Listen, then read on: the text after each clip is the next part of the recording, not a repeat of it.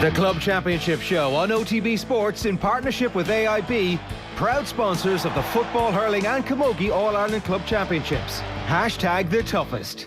Welcome along to our bumper preview ahead of this weekend's All-Ireland Club Football and Hurling Finals. It is the Club Championship Show here on OTB Sports, brought to you in association with AIB. Historic weekend, no matter what happens. Kilcoo, Ballygunner potentially winning their first ever All-Ireland titles, while the legacy could go on for Ballyhale Shamrocks, a chance to become the first club to ever run off 3 hurling titles in a row, while Kilcoo Crokes will have the chance to win their third All-Ireland Club Football title. We're starting our preview with the football finals. I'd say I've got Michael Verney alongside me, and we're also joined by Kilcoo forward Paul Devlin. Paul, what's the feeling like now, getting ready for another big occasion for the club, having been in the All-Ireland final back in 2020 against Corofin? Does it feel a bit different not getting ready for your first ever final, or what are the excitement levels like a couple of days out now? To be honest, it seems to be a lot more feet firmly on the ground. It's another game, and we're just preparing as best we can for it. I know there's a big hype around the club at the minute, but the players themselves just take it as not a task, and it's all about producing a performance on Saturday. We were chatting to Aidan Brannigan ahead of the game against St Finbarrs in the semi-final, and he was saying that maybe the experience of that run in 2019, winning an Ulster title, having been to Croke Park and played against Corofin, is actually helpful this time around, that a lot of the nervous energy that might have been there on the maiden run through the province, this is a fairly seasoned experience for you now over the last couple of years.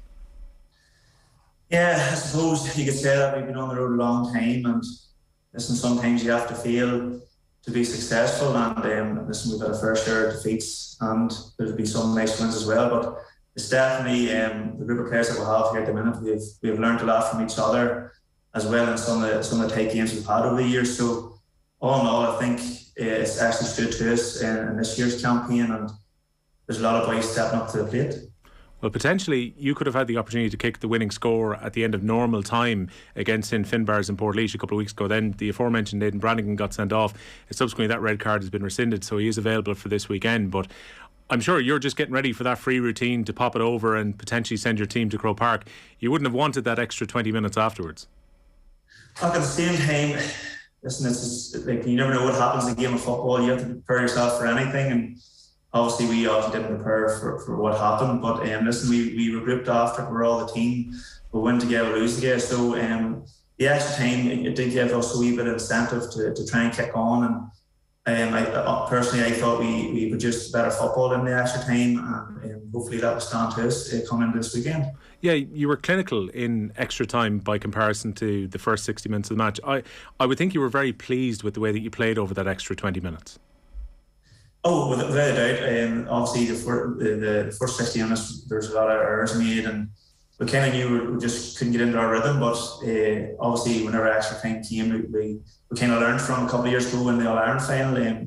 Corofin taught us a lesson in extra time, and we kind of said to ourselves we need to learn from it. And in extra time against St Finbarrs, we did play a lot better, and we were very assured on the ball. How much of a driving factor is it, knowing that it's so recent in the memory that you went to Croke Park and you had to watch Corofin walk up the steps and lift their third in a row, that you were so close to them in normal time to winning that game? How much of a motivation is that coming into this weekend?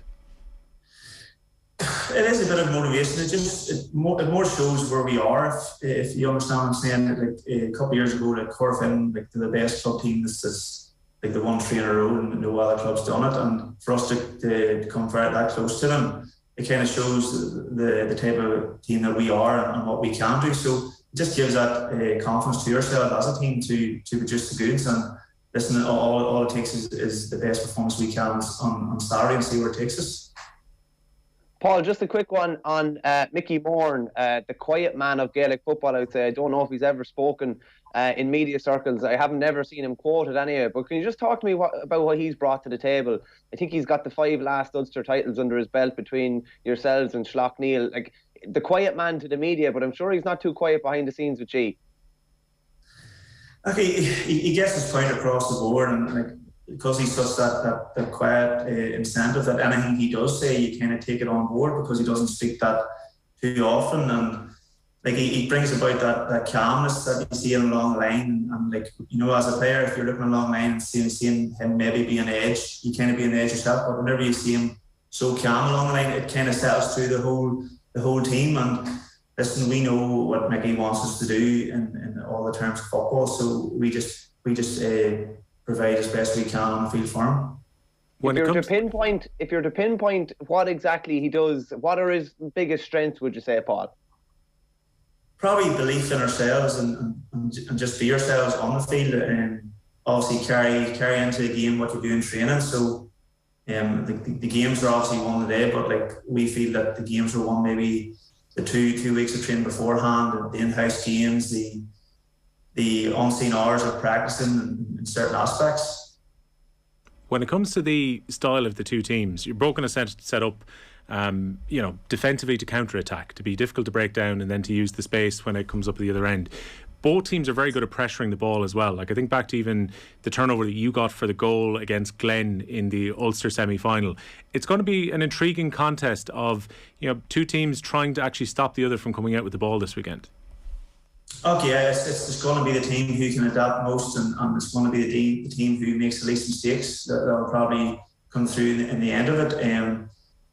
Like the Glen game was, we were very defensively solid, and obviously against Finbars there's a lot of errors made. But listen, two teams going to final, there's nobody who wants to lose the game. We just have to set out our stall as best we can, and hopefully we'll come out with the right end result. And you've had to unlock different types of defences during the year, even thinking back to the Ulster final where Derek Onley Harps were more than happy to sit players back and try and make it awkward to actually create space. This Kilmacud team have been very impressive defensively though. Second half they shut down Port Arlington in the Leinster semi-final, and Naas struggled to get going after half time in the final, and they kept Pearce's to single digit scores last time out as well. As a forward, you've got a nice little challenge coming up trying to unlock that Kilmacud defence this weekend. Okay, yes, so every forward likes a challenge, and to be able to adapt to play against different types of defences and how to break down. They're a very experienced side. They've obviously a few All-Ireland winners on their panel, and I'm sure the advice they're giving the younger boys of the panel going into this game, they're probably taking on board. We just have to worry about our own game and focus on how we can break them down and get scores. Paul, you mentioned at the start there about maybe keeping a lid on the outside noise and all the hullabaloo around Kilcoo, but what is it like up there at the moment? You saw the influx of kids running onto the pitch at the end of the semi-final. I presume the place is gone a bit bonkers. You do maybe have to check yourself just so that you don't lose the run of yourselves in the run up to the game as well, but it must be a hugely exciting time too around the place. Oh yeah, the place is buzzing. Every night you're down in training, you have all these young ones landing, and they're actually playing on the top field in a wee bit of darkness, kicking about with football. So that way incentive, obviously, if your senior team's being successful, the kind of young ones want to be there and be involved in it. So it's nice to see the young lads even coming down and training and watching you and inspiring them to be coming up to the ranks as well. Like, not to be too sentimental, but if you bring the American Cup back for the very first time, that's the ultimate inspiration that you can provide for those young players we saw running on after the late score in extra time. Like, if you are going to inspire the next generation, you probably want to cash in on this very strong side that you have in Kilcoo at the moment. Okay, yes, every team has their period of dominance, and thankfully I'm involved with a team now that has that wee bit of dominance. It's just like you said, like, you just have to make the most of it while you're here, and like this Saturday is all that we're focusing on and putting in our best performance we can, because you don't want to be leaving any regrets on the field.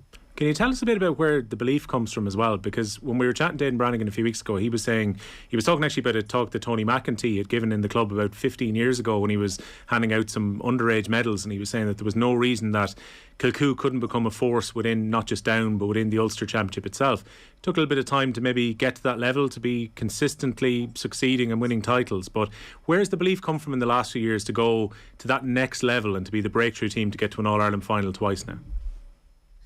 It probably comes to the heart of maybe losing. Like, we lost the 2012 Ulster final to then 2016, and then we lost our Down Championship final in 2018. So that probably, they did hurt a lot, and people maybe question the team itself and maybe question certain players and that there. But we just focus on ourselves, and we know ourselves and the belief that's in the squad.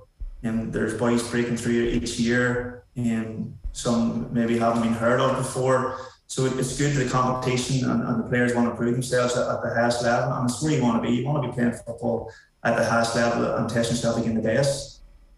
Might just ask you on a final note then, going back to Croke Park, you scored 5 points against Corofin last time, you kicked 3 frees. That would have been the last time as a group of Kilcoo that you would have played at Croke. Kilmacud could have had a couple of occasions playing there in Leinster this year.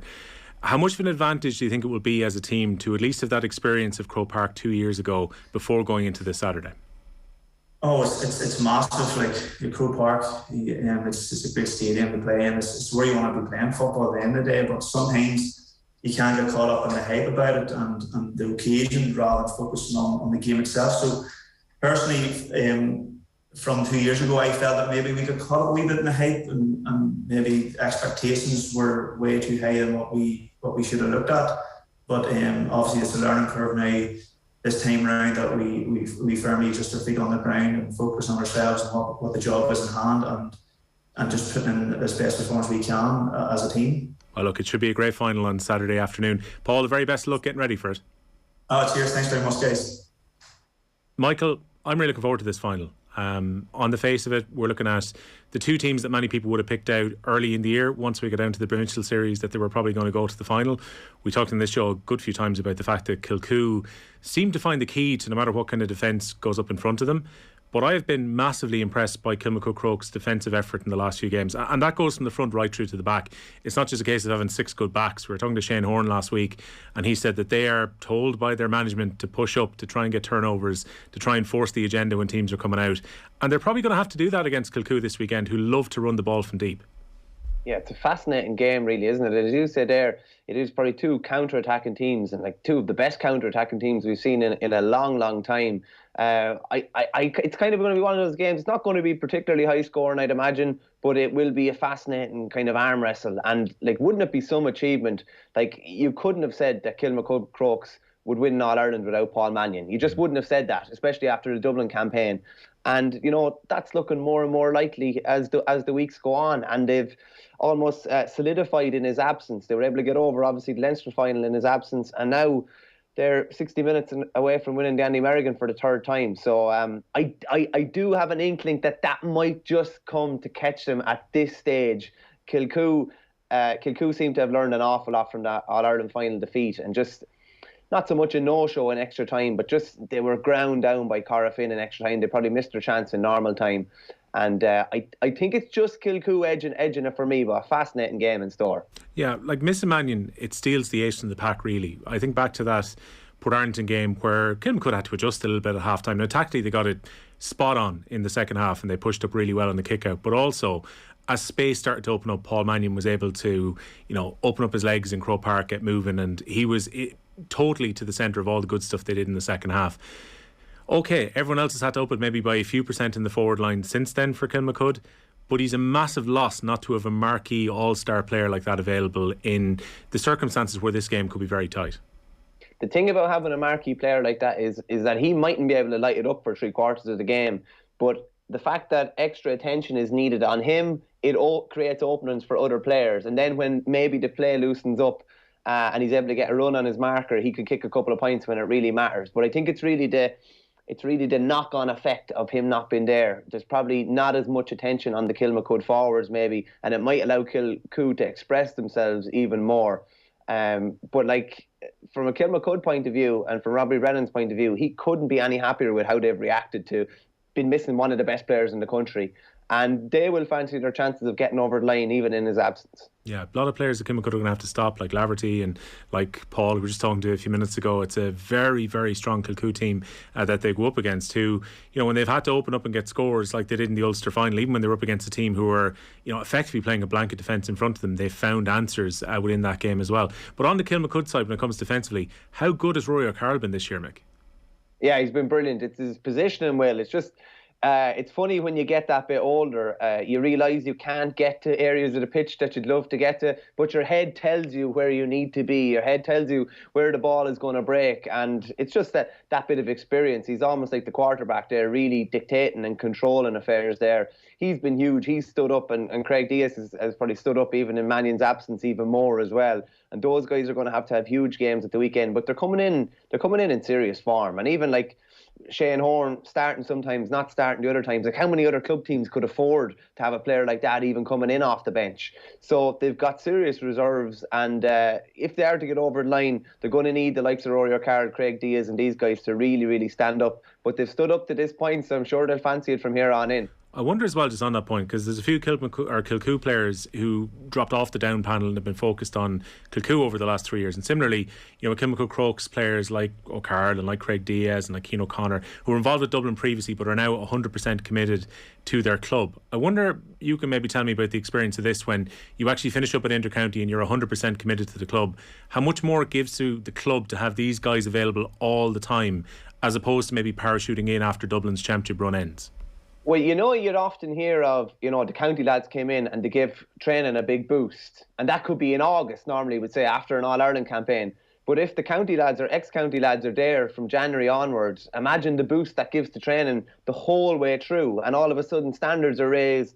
The nature of county players is that they will demand more. That's just they have to demand more themselves to play inter-county level, so they're going to demand more of who they play with at club level. So training standards will increase, expectations will increase from an earlier stage of the year. Standards are raised, and then those standards are carried through the whole way. Plus, it's an integration thing as well. It can be hard to reintegrate players back coming from a county fold back into the club fold, whereas if they're integrated from the start of the year, like they've played, could have played 10 to 15 league and practice games where those guys have been playing. They know exactly the structure of their team. They're not... They weren't calling anybody back in, or they weren't making a game plan, and it was been done without 3 of their key players coming back in from county. So I think it's a big thing, especially when you're with a club like Kilmacud as well. It's not exactly far off county standards. If it's probably very close to Division 4 and Division 3 standards anyway. And having those county players in the fold full time can only be raising the bar even higher. And when it comes to Kilmacud as well, they've been able to overcome those adverse situations during the year. Like, I think back to proper arm wrestle in a Dublin final a few months ago. We think about the Port Arlington game.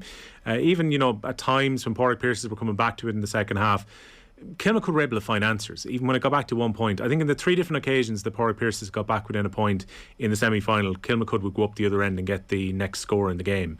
This is a team that are a pretty tough nut to crack, really. Yeah, and Will, the most impressive part is, like, they were abysmal for half an hour of the Dublin final. They were under pressure for long stages against Naas. They were under pressure for stages against Pearses, but they're able to grind it out. They're able to find a way even when they're not playing well. So from Robbie Brennan's point of view, I'm sure he's thinking, if these lads can click for 60 minutes, we will not be beaten. We've produced 20 minutes, we've produced a quarter, we've maybe produced a half of really good stuff. If they can pull it all together, on the biggest occasion on Saturday, they will really, really fancy their chances, no doubt about it. We're going to have Stephen O'Keefe with us in Ballygunner in a few moments to look forward to the hurling final between Ballyhale Shamrocks and Ballygunner. We might just take a bit of a look back on events from Croke Park last weekend. I think firstly, it was great that these were as 2 double headers, Michael, over the Saturday and the Sunday as well, because fantastic exposure. It was on TG Carr's YouTube page as well. I watched the hurling on Saturday and we were treated to 2 really good games as it worked out. And some of the skill level, even in the junior final, people have probably seen the clip going round of Moon Coyne, and particularly the Martin O'Neill sideline, which goes over from about 80 yards out. And fantastic score in Croke Park. There was some really good hurling and really good point taking in that game. The Kilkenny champions in the end won by 22 points to 1 goal in 18. It was a proper battle all the way, and some really good scores actually decided that game in the end. Yeah, saw Kevin McManaman, the ultimate clutch player, tweeted last night, clutch moment, just on top of Martin O'Neill's sideline cut. I couldn't believe it. It just stayed carrying. It was an outrageous point, particularly at junior level. And I feel a bit of pity for his teammate Adam Croke, who put over, to me, nearly a better point just before that off his hurl on the 13, but has been totally overshadowed by Martin O'Neill. I'm sure he's not minding over the last couple of days. But the skill levels were savage, and even in the Naas game then as well, it looked like Kilmiley were coming for them. They were hunting for them when they got that goal at the end. But Naas were just able to hold on to the ball, get another score on the board as well. But just the novelty of that intermediate final, like a Kerry team playing a Kildare team, and what it could potentially do for both. And if potentially Naas were to be going into the Leinster Senior Championship now, it mightn't happen straight away that they take a scalp, but over the next couple of years, I'd fancy that they would. And it was just a real great exhibition of. That's why Sean Kelly pushed for those competitions to be introduced, the junior and intermediate, at provincial and All-Ireland stages. And like the platform they've gotten in recent years, I think back to Tullaroan in 2020 and Tommy and Shane Walsh getting that winning point and all the drama there, and then the drama over Saturday and Sunday. And I'm sure we'll talk about the speeches as well. And when you see how much it means to those guys, it was an unbelievable weekend of club action.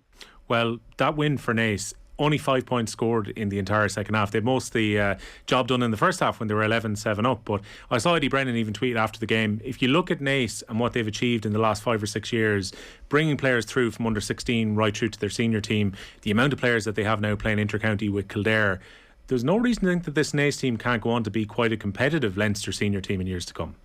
Without doubt, yeah, they were beaten really well by Tullaroan 2 years ago, and look how quickly they turned around. They beat Glenmore along the way, beat them well, beat Ilgate, Glenbrine along the way, and beat Turin. So there's no reason whatsoever. And I was chatting to Brian Byrne last week, and we always hear about the Naas teams going down and playing in Kilkenny, and you kind of assume that a lot of those guys have come through to adult level now. But they haven't really yet. That's it. He's saying like the best is actually yet to come, and this is from Brian Byrne, who's early 20s, Jack Sheridan early 20s, James Burke early 20s, Simon Lacey early 20s, Rian Bourne, all these they're only young fellas. So yeah, they haven't hit anything close to the ceiling that they can reach over the next couple of years, and I think that's really exciting going into senior level. When you get promoted, sometimes it can nearly be when you actually get up that extra level. Maybe some of your guys are on the way out, or you maybe mightn't be able to, participate as well as you'd like at that level. They should thrive at senior level over the next 4 or 5 years, and that can only be a good thing for Kildare hurling. And if David Herity is there still at the helm, it can only be a good thing for him as Kildare hurling boss as well. Yeah, look, and it's great news for Kilmoyley as well. As you say, we're the first ever Kerry team to contest an All-Ireland Club Junior hurling final, and ran that one fairly close in the end, 16 points to 1 goal and 11. Late goal from Darren Nolan definitely added to the nerves in the final stages, but Naas got the last couple of points to ensure the victory. Looking on the football, and we'll talk about Neil Forrester in a moment and that fantastic speech that he gave after the game, but Kilmina of Mayo overcoming Nigavilla of Kerry after extra time, 11 points to 1-6 in the end. Again, a breakthrough success here, Mick. You're the first Mayo team to ever win a club junior football championship final. Yeah, no, a massive win for them. To be honest, and you were probably the same, we would have both followed Clonbelogue's fortunes pretty closely in the semi-final, and I thought they had a really good chance of going on and potentially even winning All-Ireland, and they were brushed aside by Kilmina in the semi-final. And history would tell you that Kerry teams are going to win the All-Ireland Junior football title, but just a massive effort from Kilmina the other day. And it's a huge thing for them. Like in recent years with Mayo, they've obviously won, a league title in Croke Park. They competed in an under-20 final in Croke Park. Obviously, the senior team are always competitive in All-Ireland finals. So there's all these things can only help get into the psyche of Mayo a bit more, that they're able to win these big games in Croke Park. But it's just a huge win for Kilmina, against the odds as well, because we would have been expecting the Kerry champions to come through there. You would, and it's special for some of these players as well. Jack Carney, who's played for the Mayo senior team, was playing in midfield for Kilmina. It's a special occasion for all these players to go through. Even I saw you, one of the players from Steelstown, I saw had a tweet up, which is a fantastic quote tweet of his own tweet from 2016 saying, "I would love to go and play in an All-Ireland final," and then the quote tweet was a picture of himself with the cup afterwards. And these are kind of the joyful stories that you get from these occasions as well. Lads getting to go and represent their club and win a cup. Yeah, like just talking about Steelstown for a minute, I did a piece for the programme last weekend, and Steelstown have been beaten in the 2010 final by a point, in the 2016 final by a point, 2020 Derry Intermediate final as well. They couldn't get over the line. We're knocking on the door. Then all of a sudden they knock on the door once more in 2021, and they burst it down, and they win Derry, and they win Ulster, and they win an All-Ireland, and in such comprehensive fashion as well, because Trim are no mugs. Trim are a serious side and had a couple of huge wins along the way, and even won the semi-final without Alan Douglas, who'd be one of their best players. And just you're kind of looking at Steelstown the other day, and you're just thinking, These they look like they're tailor-made to be really competitive at senior level. And it's funny, once that glass ceiling is shattered, there's just a release valve. There's no pressure anymore, and they can go and express themselves. And they'll be going into a Derry Senior campaign, you know, as All-Ireland Intermediate champions. And it's just massive for them. And the emotion around them as well. And I'm sure you're going to talk. Neil Forrester's speech was like some sort of a wrestling promo. It was unbelievable. Just the power he had, and it left a couple of seconds for the crowd to react, and you could see his teammates just losing the run themselves down the field. It was just brilliant. It's everything that the club is all about, really. Yeah, he's got good timing. We'll hear that speech in a moment, but he was clever enough to leave after most of the main bits. Once he'd hit the bullet points, you just stop, let the players in the crowd soak it in a bit, and then go again for the next piece. It was a wonderful, wonderful speech. One of the best we've ever heard at Croke Park. In the end, it was Steelstown Brian Oakes winning against Trim by 3 goals and 14 points to 2 goals and 5. They had to come back from a little bit of adversity within that game as well. Mikey Cullen getting a goal for Trim in the 3rd minute of the game. Owen Kincannon then sent off early in the second half for Steelstown. Didn't make a huge difference though. They actually played still quite well, because some of that period ended up being 14 and 14 because of a black card. And during the Trim black card for Alan Douglas, 2-1 to 1 point was the scoring run that Steelstown went on. So that was the winning of the game in many ways. And then Conor Quigley's goal in the 42nd minute really wrapped up the game. They were 2-11 to 1-4 up at that point, went on to win 3-14 to 2-5. Before we hear from Neil Forrester, this is what the manager of the Steelstown club, Hugh McGrath, had to say when he spoke to our own Dahi Boland in the tunnel in Croke Park. Look, years ago, a young guy that meant a huge deal to us, who would have been captain of that team today, no doubt whatsoever. Brian O'Callaghan passed away. You wonder about how you can pay tribute to somebody like that, who's such a huge character around your club at even a young age of 17. For us, it was a no-brainer. It was just, we are very happy to attach that name to our club. He wore the number 5. He wore it with absolute pride. We didn't think anyone could fill that jersey in the same way that he did, so that jersey was retired.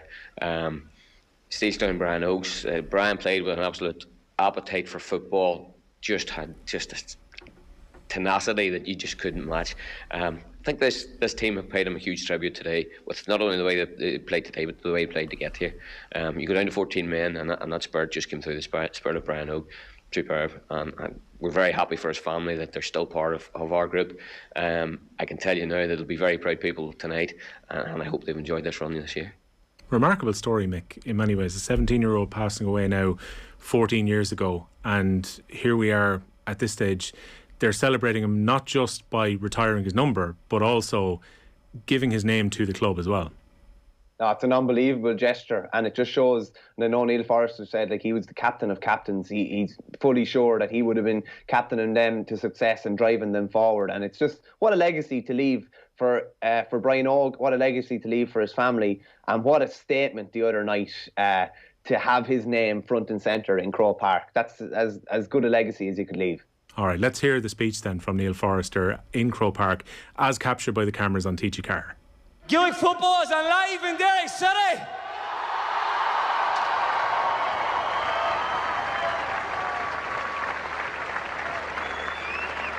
It hasn't been easy. We faced serious adversity off the pitch. We've never won a league or a championship on our men's team. Now we have 3. Finally, adversity wasn't just on the pitch, it was off it. We lost people that we loved. People like Charlene, people like Brian Oak McKeever.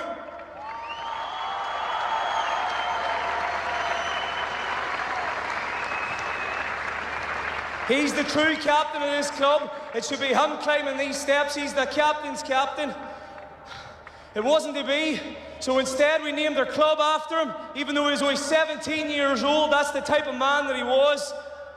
And tonight, everybody will know his name and our club's name, because Dublin City belongs to Steelstown Brian Oakes. Neil Forrester's speech after the final last Sunday afternoon. We're looking forward to the finals this Saturday now. Ballygunner against Ballyhale. Delighted to say Ballygunner goalkeeper Stephen O'Keefe is with us. Stephen, listen to the end of Neil Forrester's speech there. That would have to get you in the mood for this Saturday afternoon. Yeah, in fairness to him, to be able to speak so eloquently on something that's so emotional, straight after an All-Ireland final, it definitely gives you goosebumps listening to it. Given the last 8 years that you guys have had with Ballygunner, with the Waterford titles that you run off and a couple of Munsters along the way and losing out in All-Ireland semi-finals, what did it mean to win the semi-final a few weeks ago, to know that you're now going to Croke Park for the first time? Yeah, I suppose it was a huge moment for the club. This will be the first time we're lining out in in an All-Ireland final. But I think as well, it's important to note that this is a point in time, I suppose, on the journey of this club and this team. There's a lot of young players involved that would not have been involved in any of those losses over the last, a number of years when we were trying to make the breakthrough into an All-Ireland final, and I suppose to lift an All-Ireland title, which is the ultimate goal here. So it's certainly, while it's a massive game and it's a huge important moment for the club and and for the history of the club, I think I'd be viewing it more as a point in time, along the journey of the club story, as opposed to, let's say, the culmination and the end of a journey, and roll credits after, and that's the end of it. There's a certain standard that's after being set now, especially for and by the younger players, in this team. I think we've a lot of players that are that are still close to 20 years old, in their early 20s, or not even after turning 20 yet. So, they're after setting a standard for themselves now, and hopefully, they can keep driving it on. I don't think Mick and I have to give a huge amount of hype for this game, because a lot of neutrals have been looking forward to the potential of Ballygunner playing against Ballyhale in Croke Park in All-Ireland final day. But it's such an intriguing one, given that the clubs have got a relatively close proximity, given, the familiar relations with the cousins, with the Reeds and the Mahanys. There's a real kind of lovely derby feel about this final. Yeah, I think there might be, and from the outside, I suppose, maybe more so than anything, as I wasn't even aware of that family connection, to be honest, until you just said it there. So that's an interesting one, all right. That might add a bit to it, around certain families, all right, for sure. But I suppose in my experience, we've only met once before, really, and that was in the All-Ireland semi-final. There wouldn't be a lot of history in the way of challenge games or running into each other from that side of things, but certainly in terms of geography, I think we're only about 20-25 minutes apart. So there is, there is, I suppose, that sense of a local derby as well, definitely. When you made the decision a couple of years ago to step away after the 2020 All-Ireland final with Waterford, and you were giving your concentration to the club, and eventually you'd confirm a few months ago that you're 100% now in on Ballygunner as opposed to going back in with the Waterford panel, these are the days you would have been striving for when you decided to focus entirely on the club, to get the chance with Ballygunner to go to an All-Ireland final. Yeah, couldn't have summed it up better than that, really. There's I know when you take a step back from the county scene and you go back into the club, there's a little bit of a drop off in intensity or whatever the case may be, but it's certainly been the case that there's been enough training sessions and enough preparation gone into Ballygunner to keep me going and to keep that competitive, I suppose, spirit alive at the top level, or certainly close to the top level. And I suppose for it to get another Munster title under the belt, and another county title under the belt, and now to be in an All-Ireland final, I couldn't really be asking for much more so far. Just hoping, I suppose, the journey continues now on Saturday, really. How much easier, Stephen, was it to step back when you're stepping into a club setup that is, of unbelievable standard? With due respect, you're not dropping back to a junior club where maybe it's not taken as seriously. You're going back from a county setup into a club county setup, shall we speak? Yeah, I can't argue with that. It definitely made the decision easier, I would say. There'd be much less of a drop off, I suppose. It wasn't as if I was going from, training at the absolute top level to, kind of falling off a cliff, which may be the case for certain people in certain situations. But for me, I suppose it felt like more like taking, a step back, I suppose, just to get more time back to myself in my life, I suppose. But while still maintaining, playing at close to the top level, it certainly it did make the decision earlier. Yeah, I think that's fair to say. Can I just ask you, Stephen, as well? You obviously have suffered a couple of tough defeats down along the line. Particularly the Borrisoleigh game is one that stands out. Was righting wrongs much of a part of your kind of mentality, personally or collectively? I don't think so. Like if I'm trying to think through the team now, maybe there's a cohort of about five or six of us that have been there since maybe 7-8 years ago, and we've had some tough defeats. But in saying that, there's not many games, if any, that we look back on and say, geez, we really messed up in that one there, or we left that one behind us. We were coming down the line, ahead, and we just we got white line fever, let's say, or anything like that. There's no real game that you look back on that really sticks in the craw. Like you think, like there's some, like Munster is a incredibly tough province to get out of. I think when we started on this run, winning in Waterford, we were coming up against one of the best teams to ever play in Munster in the Peership. They rattled off a few Munster titles, and if you look through their team, they had some fantastic hurlers on it. So when our time came to get over the line against them in the Munster final, it was an incredible moment for us, and I think it probably made us appreciate it all the more. I think we went out, trying to do back-to-back then the next year, against Borrisley, and to be honest, I think they maybe still don't get the credit they probably deserve for the game. Just on the basis that we were favourites for it, and we'd won our previous 2 games by 8 or 9 points. But that's not the way sport works. Once you go into provincial and All-Ireland series, it's nearly more like the NFL in America, where you might see one team as being better than another, but every team is capable of beating each other on the day. Like you've seen that up and down the championships in hurling and football. It's very rare to get a team that will just go through every game, winning comfortably. I think the standard is just too high for that, to be honest. We've been chatting about Desi Hutchinson a few times in the show during the year because of just the outstanding performances that he's been putting in for Ballygunner. Since he's come back from England, how much has he added? Is he just that kind of extra little bit to your attack that maybe helps to up the level a little bit? Yeah, absolutely. He's a fantastic player. I suppose even when he was away in Brighton, he would have kept very close contact with 4 or 5 of the lads who play on the team. They would have been in the same group. They would have maybe hung around together, from the age of 10, 11, 12, 13, 14, and on you go. I think any summer he was back, he'd have the hurley in the hand, and he was never fully away. He'd always keep in contact with the few lads on the team. There'd always be a good luck message coming in or whatever. And when he was back in Ireland, he'd be back tapping around up in the pitch, and he'd be coming to a few trains and just stepping in to see how.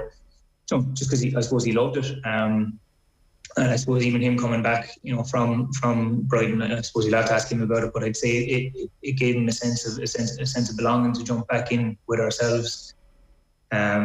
I remember he came back in after our first Munster final win in 2018. Actually, he came in for a few trainings after that because he'd finished with the soccer, and you could see even his movement at the time was on another level to what the rest of the team was, and you were nearly thinking, would it be worth having him in for 10 minutes at the end against Ballyhale in 2018? But I think it would have just came a bit too soon, I suppose, at the time.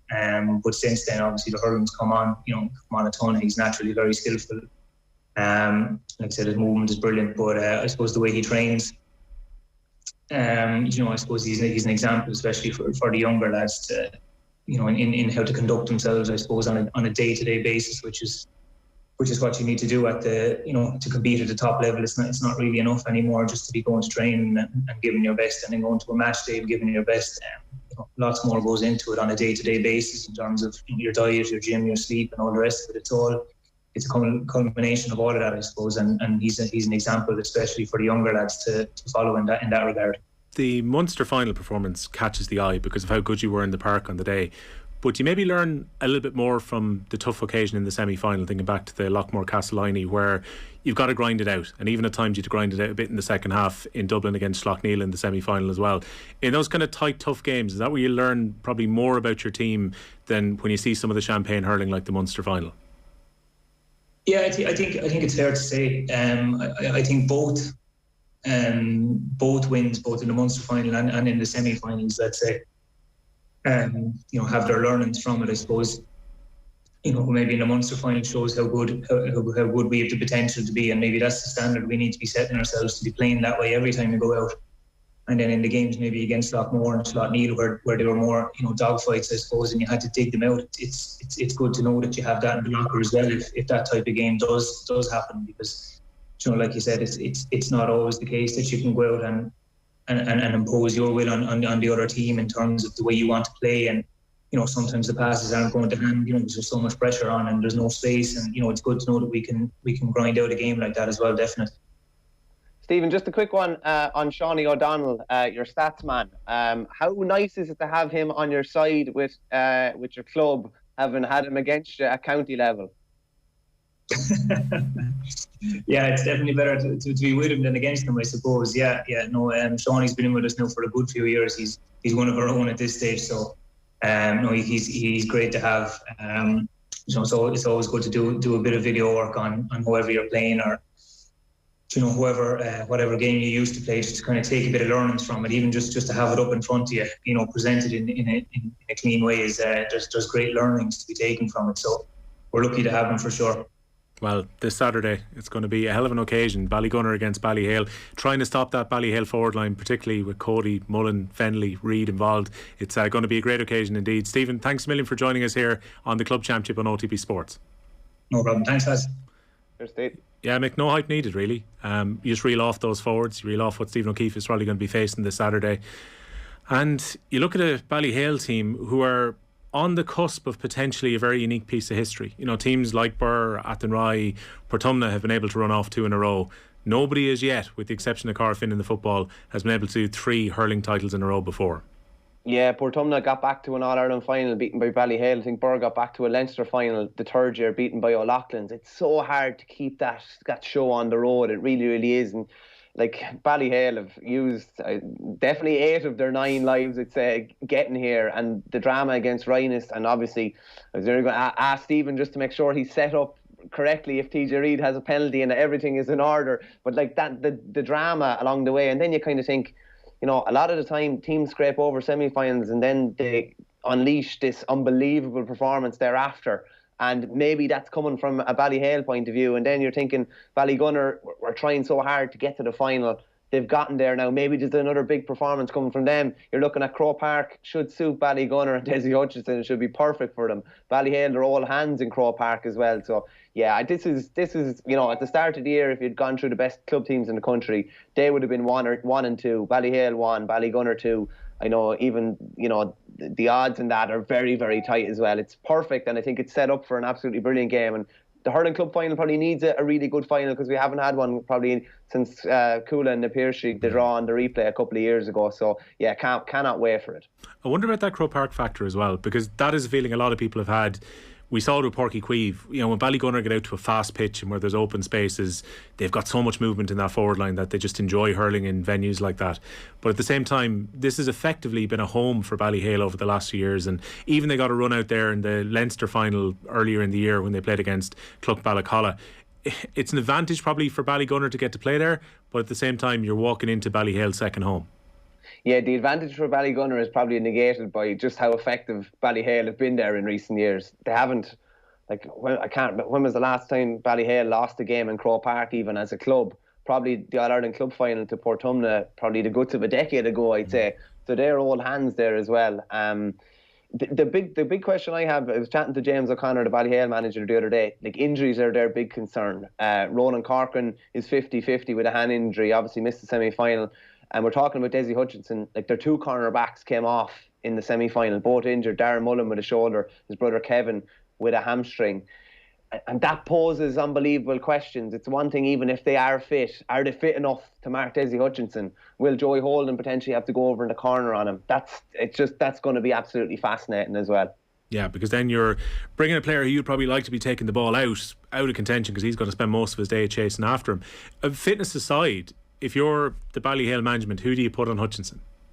If Darren Mullen is fit, I'd probably put Darren Mullen on him. Just because not only is he, a very good man marker, he's brilliant. His distribution of the ball is brilliant as well. A lot of it is, and it's, Schlockneil got some success with it by, parking someone nearly in front of Dessie. It's negating him getting the ball. When he gets the ball, there's not much you can do. He's going to hit 1-3 or 1-4. He's going to hit 4 points like he did the last day. It's trying to deny the ball going in of being of high quality. Try and put them under pressure. Try and make sure Conor Sheehan, Paddy Levy, Philip Matney and these lads don't have time putting the ball in, that they can't give this perfect expert diagonal ball that Dessie loves. But in an ideal world, if Darren Mullen is fit, I'd say he is the one. And Dessie's still going to do damage. You have to just hold your hands up and realise that that's going to happen. But it's just the 50-50 ball? Can you spoil him on the 50-50 ball? Can you spoil him even on an odd 40-60 ball? That's what's really going to be the difference. Yeah, and you probably prefer to be in a situation like in the Schlockneil game. Now, I don't think for a moment the Ballyhale Shamrocks are going to play a sweeper in front of their defence, but at least in that case they were able to tie Hutchinson up a bit. He still created space for his teammates around him, and that created its own damage. And I'm sure Ballygunner will be hoping someone else will step up if Hutchinson is well marked, but ultimately you would prefer for him to be in that circumstance where he's creating space and tightly watched, rather than him actually getting his legs moving in front of your goal. Oh, without a doubt, Jay. Try and keep it as tight as possible. I think Ballygunner are quite smart as well, in the sense that if the ball isn't even going into him for 5 or 10 minutes, he's out the pitch. He's out the pitch and he's creating, and he's letting someone else, and he's out the pitch creating and taking the focus out the pitch. So a Kevin Mataney or a Mikey Mataney can dominate inside, or a Billy O'Keefe as well. So they have, like, it is a kind of a death by 1,000 cuts. They can hurt you in many different places too. And it's just fascinating when you name out those forwards, and then you named out the Ballyhale forwards. It's just like you would imagine it's going to be a very high scoring affair. And it's whichever defence can not necessarily come out on top, but just like, can Barry Coughlin break even with Colin Fennelly? That's all you're looking for, really. You're not looking for lads to dominate. You're just looking for them to break even at times. Well, I hear you saying high scoring, so that brings us right round to your predictions for the two matches this Saturday. Now, if you go across to our Twitter page at Off the Ball, we're looking for you to let us know how you think the results are going to go for a chance to win tickets for the games on Saturday in Croke Park, to be in with a chance of winning that set of tickets for the All-Ireland Club Final this weekend. With thanks to AIB, go to Off the Ball. You will see a clip of Michael's predictions in a few moments' time. Leave a comment under his predictions and let's see who's right or who's wrong come about 7 o'clock on Saturday evening. So let's start with the hurling final then. Michael, give us your score prediction for this Saturday. Yeah, no, I've agonised about this a good bit, and listen, I wouldn't be a bit surprised if it ended up in a draw, but I do think Ballyhale will just about come out on top, and I do think it will be high scoring. I'm looking at something along the lines of Ballyhale 218, Ballygunner 119. High scoring affair, probably a tax to be on top. But I just can't go against Ballyhale. There is the feeling that Ballygunner are ready and they're primed, but they're coming up against, chatting to James O'Connor, Ballyhale are a wounded animal, disappointed with their semi-final performance. Like he said, it was a losing dressing room when he went in after. They have a point to prove. So it's Ballyhale just for me. You can almost feel the club DVD already showing the goal against St. Rynas in the 63rd minute, the 2 dead balls from TJ Reid, particularly the free to win the game, and then them going out and putting in one of the final performances, which they always do, and winning it if that's what happens. Then the football, which is the second game of the doubleheader at Croke Park, where there is an opportunity to win those tickets to go along. It's Kilcoo against Kilmacud Crokes. You intimated earlier when we were talking to Paul Devlin, Michael, you reckon this one's going to be fairly low scoring, maybe an arm wrestle kind of a game? Yeah, that's kind of what I expect, Will. And I haven't agonised about this as much. I think Kilcoo will win. I think Paul Mannion's absence will finally probably come home to roost. I don't think Kilmacud have met anything like the animal that they're facing in Kilcoo at the weekend. Do think it will be low scoring. I'm going to go with something along the lines of 112 for Kilcoo, 13 points for Kilmacud. Right, he's expecting 2 tight finals. They're Michael Verney's predictions. So head over to the Off the Ball Twitter, put your predictions under the video of Michael giving his, and you could have a chance of winning a pair of tickets for the All-Ireland Club Finals on this Saturday afternoon. That is the Club Championship show for this Wednesday. We'll be back next week reviewing the All-Ireland Finals from Croke Park this weekend, and also looking at the All-Ireland semi-finals in the Camogie Championship as we very quickly come round to the 2021 All-Ireland Finals there, and we'll speak to you next Wednesday morning. The Club Championship show on OTB Sports in partnership with AIB, proud sponsors of the football, hurling and camogie All-Ireland Club Championships. #the toughest.